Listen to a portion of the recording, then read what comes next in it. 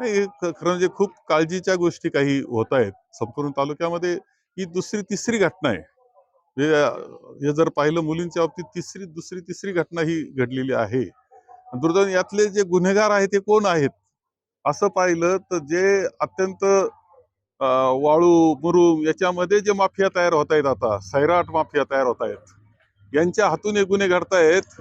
त्यांच्यावर लक्ष केंद्रित करणं आवश्यक आहे, कारण अनावश्यक पैसा त्यांच्या हातात येतो आहे. ते अत्यंत मद्यपी होत आहेत किंवा व्यसनाच्या अधीन जात आहेत आणि त्याच्या माध्यमातून तालुक्यामध्ये असं हे गोंधळाचं वातावरण निर्माण झालेलं आहे. तेच मी तिसरी घटना मी आत्ताच म्हटलो की ही तिसरी घटना आहे.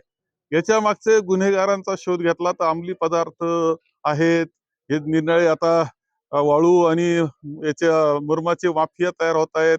हे सगळं वाढलेलं आहे आणि त्याचा परिणाम तालुक्यामध्ये आता दिसतो आहे.